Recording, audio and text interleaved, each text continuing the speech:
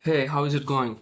So, today I want to talk about how time humbles everyone, not just great people, not just first people, everyone in general. Time kind of humbles them. And in my life, I just wanted to tell you an incident, not an incident, I would say like a life lesson that I learned over the course of like 3 years.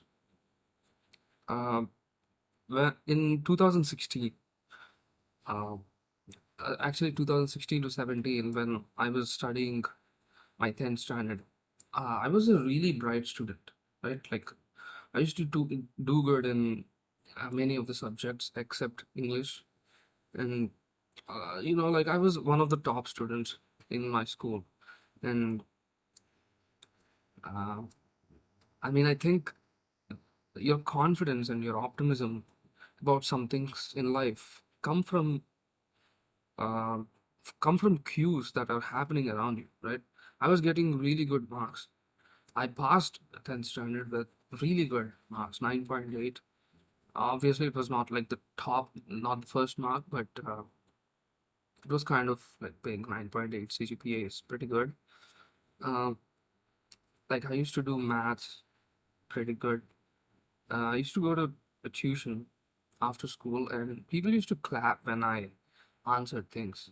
Like, and that gave me more and more motivation. I was so motivated that every day after the tuition is over, I used to come back to home and do like 100 problems, 100 math problems, so that again tomorrow when sir is explaining, I can like look what step you should do after this particular step. I'm not able to go into actual details because I don't remember any of the chapters. It's like, I don't know, 9 years ago. So I'm not able to remember all the chapters, but I do remember like I used to practice everything much before anyone in the class used to actually go through the textbook, something like that. And so I think ever since, uh, oh my God, I'm remembering everything right now. So I think I became good at maths because I did like solving problems, but I had this social acceptance of being good in maths because people around me thought I was like good in maths. And the I mean, the actual case is like I was just another classmate like them. Like they also had the same 24 hours. I also had the same 24 hours. But again, because people used to clap for people who did good in maths, in tuition, what used to happen is sir used to do a sum and he used to ask some specific questions that you would know only if you listen to the class and like you have like attention to detail. And I used to answer the question and everyone used to clap and it used to feel so good. So what happened is, uh, by the time I ended my 10th standard and I should leave the school and go to another like for 2 years of intermediate, after which you need to go write an entrance JEE mains, right? And you get into IIT, which is like super prestigious in India, right? So what I thought was, I I thought like I would actually make it to IIT, and I thought I'll be in a position where I can choose which IIT I can go for, and like I was imagining all the things without actually keeping efforts because I thought to myself, well, I'm good in math anyway, I'm good in science anyway. Maybe I would. Oh yeah, I also did really good in science because I was always interested in science. How is someone not interested in science? I never get it. Like you don't want to know how everything works. Like I don't understand. But I was really interested in science. I'm really interested in maths. I did good.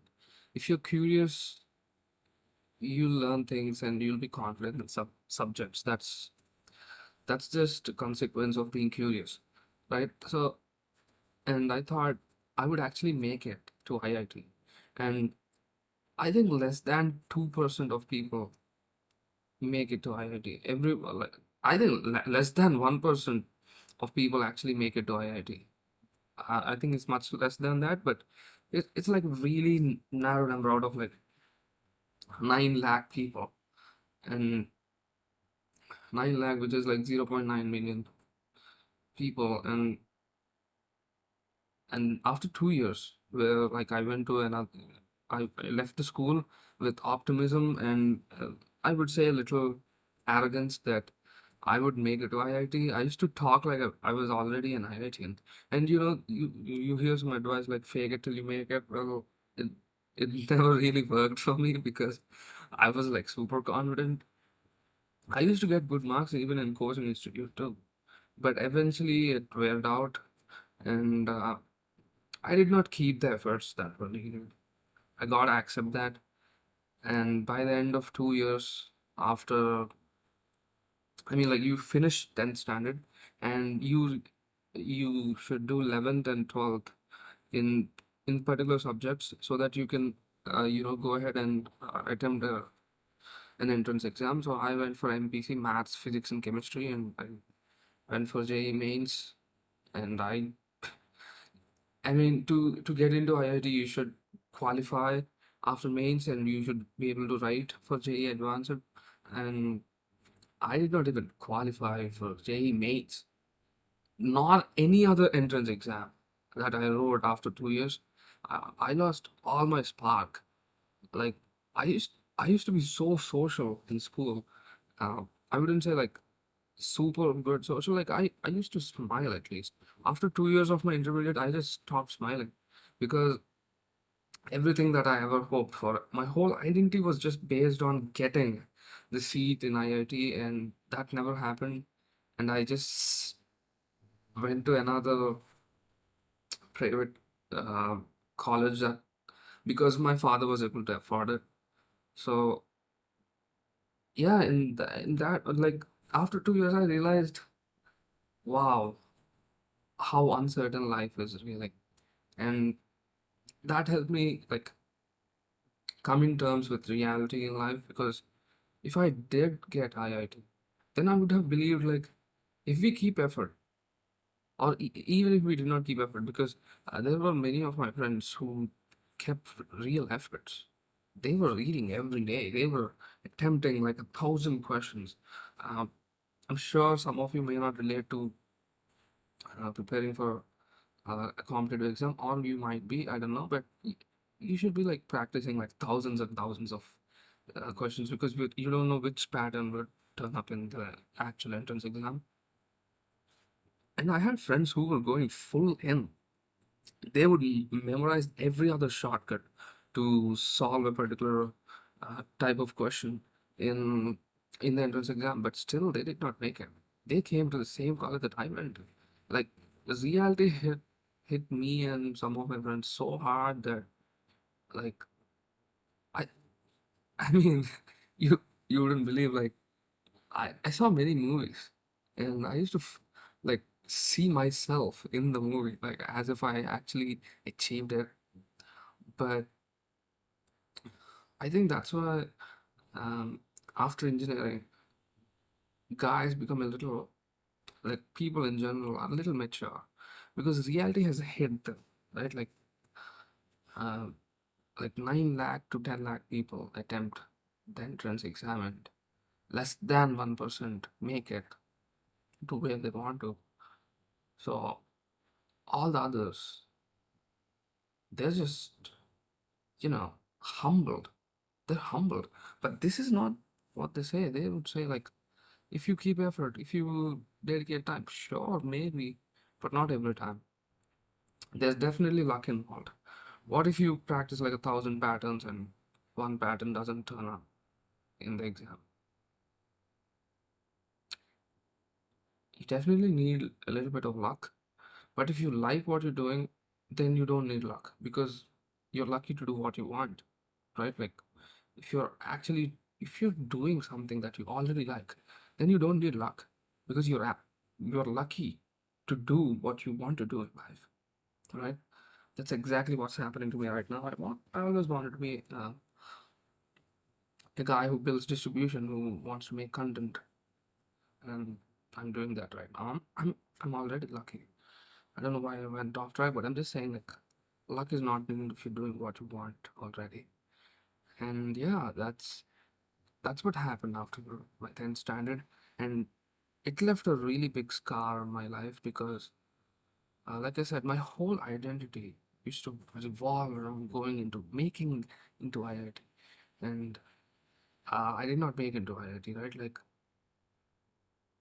I never went to school again, like never ever, because um, it's just not me, but my friends, some of my teachers, they all kept like this image of me, and I didn't want to spoil that because I didn't even get a good job after my engineering. I I did not perform that good in engineering. I did not perform that good in intermediate, like the 11th and 12th. I did not get into IIT, and yeah, like at some point, uh, school was like a place I did not want to leave, and like they said, like time humbles everything, right? So I was humble, like I never went back to school. I was like never able to show my face again to school. I'm still school is just like 200 meters away from my home, but I never go outside. Uh, Hopefully one day I become great enough to go back, and people people wouldn't ask me like, so did you make it to IIT? But maybe they would recognize me about something that I did great, uh, or maybe some company that I keep uh, to be like contributing to GDP, and time humbles you in that way. Maybe expectations are the real reason we actually suffer in life. If we just delete expectations and we just focus on keeping efforts, maybe it wouldn't leave scars in our brain, or or like you wouldn't be so disappointed in life that you just don't take action. Maybe you wouldn't be so afraid of failure. Maybe expectations are the problem. And yeah, that's what I wanted to say. Like, uh, time changes everything. If you're going through some bad period right now, I promise you it's gonna change. It's gonna change.